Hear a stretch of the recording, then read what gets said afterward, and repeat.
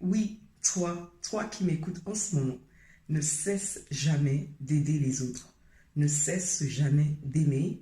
Ne cesse jamais de partager ton pain avec les autres. Ne cesse jamais de tendre la main avec les autres. Car oui, ce sont les choses que Dieu prend plaisir. Dieu aime ça. Dieu aime quand tu partages ton pain. Dieu aime quand tu héberges ceux qui en ont besoin. Bien sûr, il faut le faire avec sagesse. Dieu aime quand tu tends la main. Dieu aime quand tu donnes.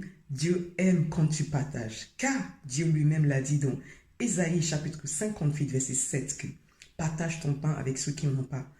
Héberge ceux qui en ont besoin. Donne avec ceux qui en ont besoin aussi. Dieu aime ça. Dieu même préfère ça plus que tu jeûnes. Car pour lui, le fait que tu partages ton pain avec ceux qui n'ont pas, le fait que tu héberges ceux qui en ont besoin, bien sûr avec sagesse, et aussi le fait que tu tendes la main avec ceux qui en ont besoin, signifie que tu jeûnes pour lui. Pour lui, ça c'est une très bonne jeûne. Pour lui, ça signifie que tu partages avec ceux qui n'en ont pas. Et pour lui, cela signifie aussi que tu le représentes à la perfection.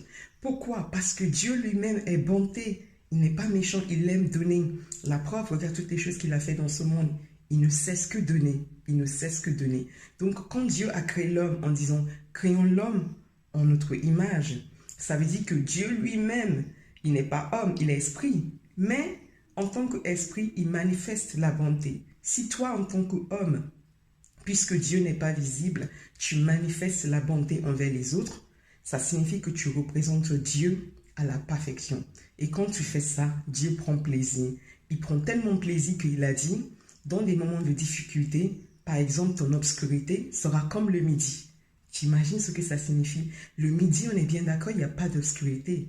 Le midi, il n'y a que la lumière. Cela signifie que pendant des moments difficiles pour toi, quand tu traverserais des moments difficiles, tu ne vas jamais le ressentir parce que Dieu lui-même a pris tout le poids. Il a décidé d'éclairer, il a décidé de t'aider en retour. Parce que toi-même, de ton côté, tu as aidé ceux qui en ont besoin. Par contre, ne cesse pas de le faire.